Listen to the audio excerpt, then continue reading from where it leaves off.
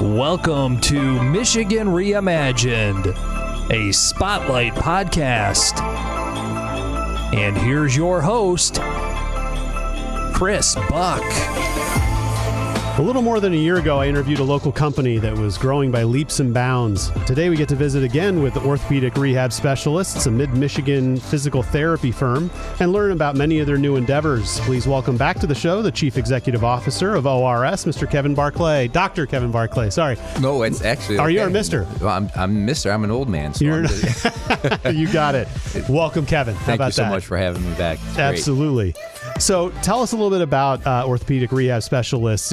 What general services does your firm offer? Well, we're a physical therapy company. That's how we were founded. We were founded back in 1987, so we're going to celebrate 35 years this July. Good for you. And then over that time, we've grown. I actually got our sports medicine program started back in 1995. We would bring athletic trainers into area high schools. Okay. That grew steadily just to be able to have proper coverage for athletes in case of injuries. Expanded into sports performance as well. So athletes who are not injured but are trying to improve their performance or recover from a previous injury, we have that. And then we also provide massage therapy as well. So those are the main services that we've been providing. Like I said, initially it was physical therapy, but for the last 27 years, athletic training and beyond. Right. And tell us about your footprint. I know you've grown exponentially. Our last show covered some of that, but you're not a one facility organization anymore by a long shot. No. We started as one clinic operation. Actually, the founders of the business, Richard and Jerry, started in about a 1,000 square foot house back in 1987.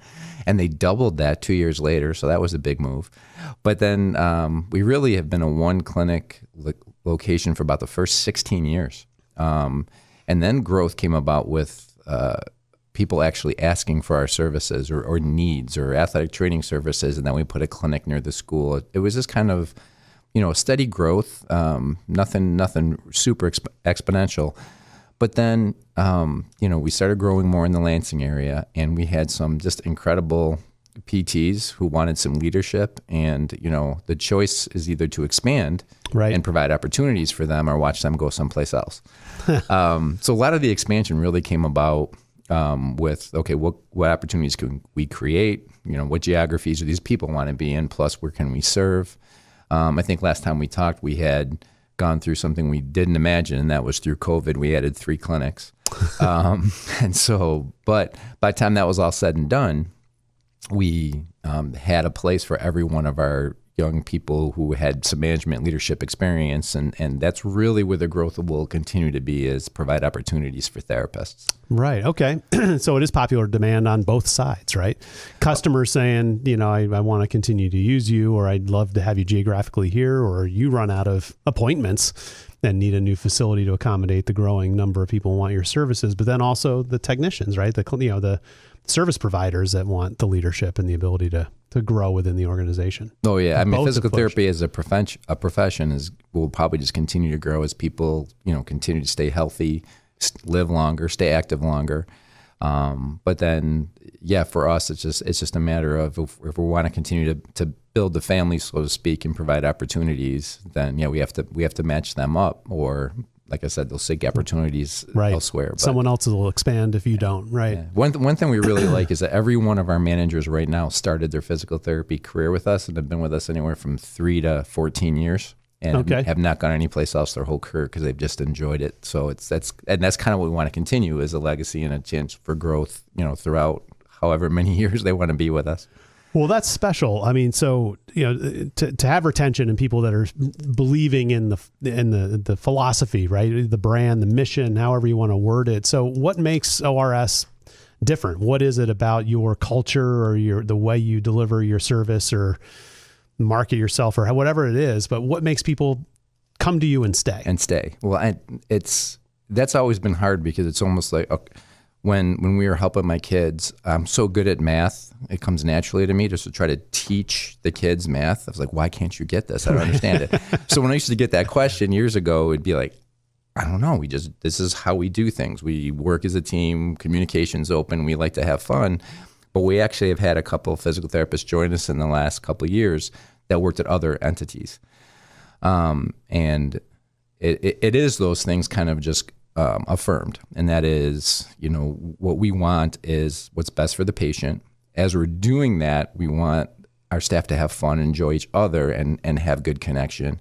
We want to know what we can do to make the company better. So we kind of listen. And so the environment is one of openness, communication, fun, but ultimately, let's make sure we have the best outcomes for our patients. And I think just the staff knowing that we actually care, we actually want their input makes a huge difference. Right. Yeah, it would, I would imagine. So talking about locations, I understand that there's a new facility coming here in Lansing, and then there's some other facility change that's happening in Jackson that I don't fully understand. So tell us about both of those new projects you're working on. Okay, so we started in Jackson, so we'll start there. So we talked about the 1,000 to 2,000 square foot, doubling in size, but then we moved to another location back in 1999, and we're still only one facility, but it was a 10,000 square foot facility with a 5,000 square foot clinic, and then there's a couple things that were in the basement early, but right now they house our corporate offices. Well, we have an opportunity in a new healthcare campus, I guess you would call, pretty much in the center of Jackson, to have a little over 6,000 square foot open clinic. And after 22 years, the clinic can be updated for sure. So this is our second move of our main office in Jackson, but the second move in the last 34 years. So we're going to be making that move probably early fall. The building's already going up and construction is going. So we're going to be moving that one. We do have 2 general clinics and 2 specialty clinics in Jackson. And Lansing has been a really steady growth where I think our first clinic was back in 2009 in Holt. Okay. And I think it took us 10 years to put another clinic in Lansing, but we put one in Okemos. And then a couple of years ago, we just started the one in West Lansing, just outside of Grand Ledge. Okay. Now the new one, there's so much going on in Lansing and really in Michigan and central Michigan in general, but we're able to, I think you had a little bit to involve with helping us know what was out there, but the new expansion, is it appropriate to call it the Red Cedar area? Is that what we call it in Frandor? Yep. Yeah. So, finding out about that space, we weren't necessarily looking yet. We were still trying to get through COVID, so to speak. But we did have a young manager named Paige who we thought would be a really, really good fit. And this opportunity came up. And what's going on in that area, and you could probably speak to that better than me, but between the student housing and the retail and the offices, the hotels, everything, and it would be awesome to be part of that. And so we decided, maybe it's not something we would have gone out and sought out, but that opportunity for us it's awesome. And we only really have Paige probably ready to take that over. So, okay, let's try one more expansion for now during this time, and we'll just make sure get this expansion done. We'll do 4 during COVID, and then we'll figure it out from there. So those are our 2 big changes coming this year. Yeah, well, that's fantastic. And I've had a lot of people, we've talked about the Red Cedar project a couple of times on this show from a lot of different angles. But for those who listen to the show regularly, it's a massive mixed use development project, one of the largest in Lansing's history, really, for this type, just east of 127 off of Michigan Avenue, that has a mix of student housing and normal market rate apartments and senior housing facility, and then retail stores and restaurants and then 2 hotels. So when all is told, there's a capacity of 1,400 people sleeping there every night, let alone the pathways and the parks and everything behind it. There's an amphitheater that take you over to Michigan State University. And so it seems like a great place to have a healthcare provider, industry type of representation. So I think it's going to be really successful for you. So that's great. Yeah. And that's one of the areas we were looking was kind of have more of a centerpiece in the Lansing, because we're kind of been boxing around Lansing. Now right. Get right South, into east, and west. And where's the middle, right? So it'll be nice. When do you expect that to open? Well, I just heard today, actually, I saw some pictures of the build out, what's going so far, but I heard today that the final inspection is scheduled for early May. So we're hoping to be able to start actually seeing patients in there in May. Fantastic. So now, as of today, it's only, 2 months from now. Right. Yeah, good point. Yes, it is very, very early. It's March 1st, right? So I know this episode will drop at a different date, but it's good to timestamp those. So that, yes, it's coming soon to a theater near you. So, giving back, seems to be really a big part of your mission. And so you've got some initiatives on that end. Can you tell me a little bit about those? Just like giving back as far as community? Well, I know that you have a race series.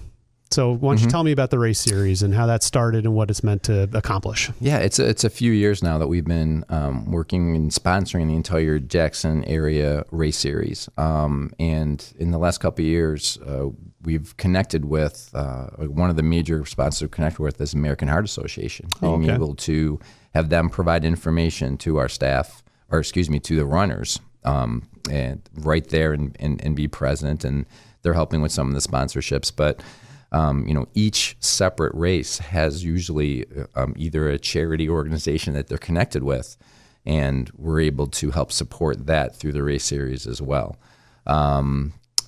One of the other things that we're involved in is scholarships for high school athletes. Right. Yes, I saw that. Yep. Yeah. Well, actually, I apologize because I always have a tendency to say we do sponsor athletic scholarship, but we do scholarships for all Jackson County schools, some of the Ingham County schools that we're involved with. But we provide $500 scholarships to a senior who's interested in healthcare.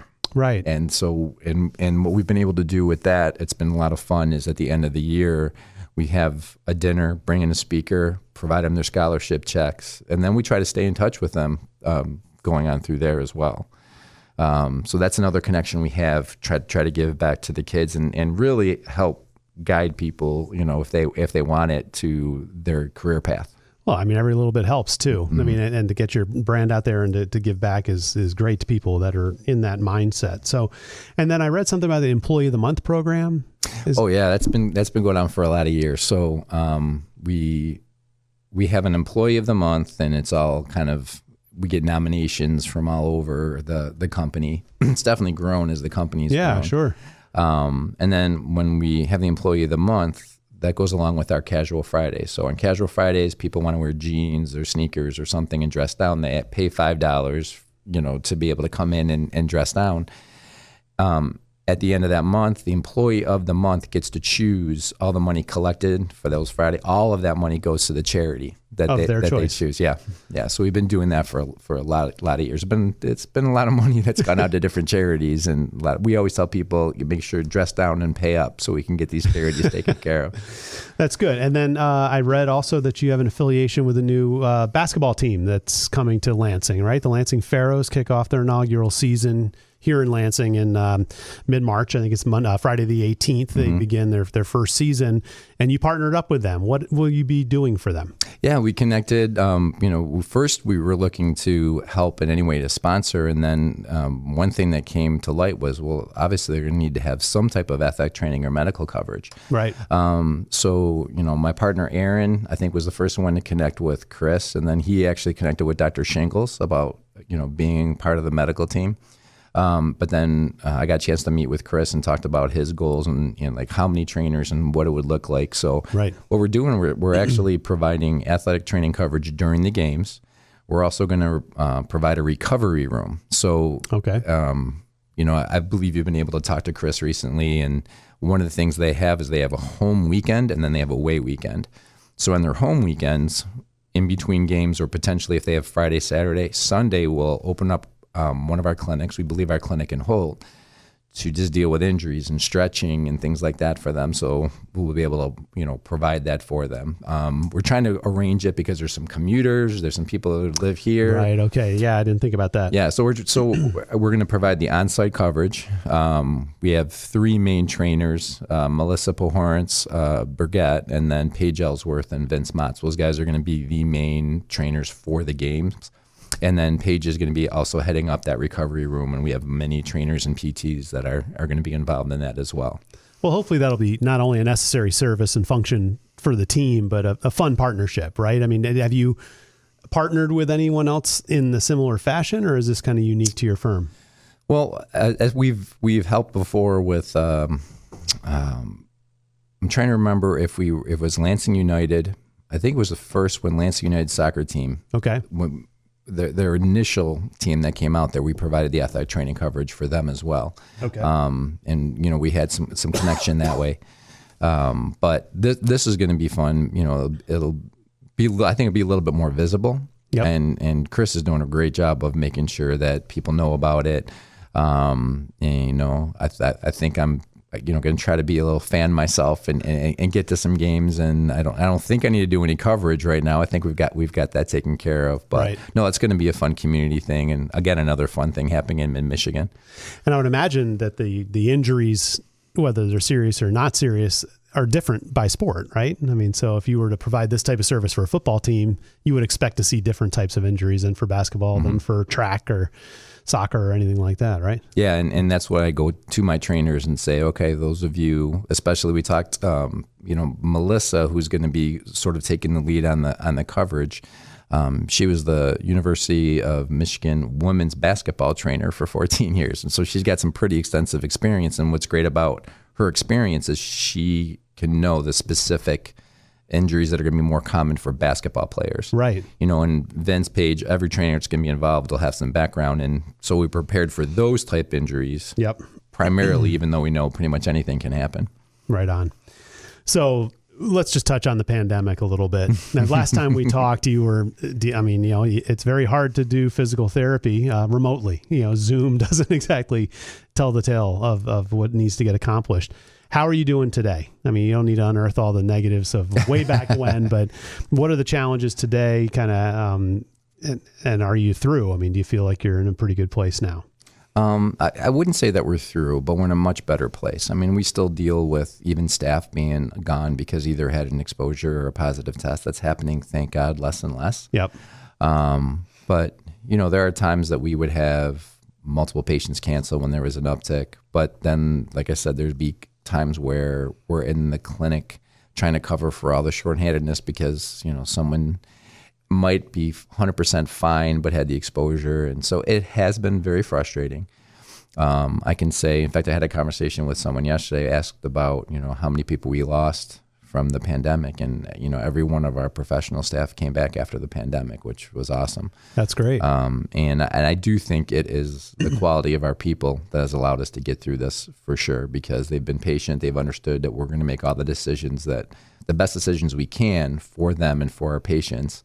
We're still using masks right now, and we're going to ask our staff when masks are optional that if a patient wants you to have one on, please have one on and be respectful. And sure, so you can see good things starting to happen. You can see there's less and less call-offs, and I know numbers are going down steadily. It has been a frustrating time, but I do see a little light at the end of the tunnel at this point. Good for you. Good for you. Well, I got to tell you, I'm ecstatic about the success that you've had, the expansions you've had, the affiliations you're doing right now. For our listeners, how can people get in touch to learn a little bit more about your services and maybe book an appointment with you? Well, as far as booking an appointment, you call our call center at 888-202-2175. That our call center, they handle all they have all the information that you would need if you have a question about our company, just want to come in and get an appointment, start your physical therapy. Lots of information on our website, orsmi.com. There's just a lot of different pages you can check on, get information, and get an appointment. Right on. Well, we've been talking with the Chief Executive Officer of Orthopaedic Rehab Specialists, Kevin Barclay. Thanks so much for joining me here today. Oh, it was a pleasure. Thanks, Chris.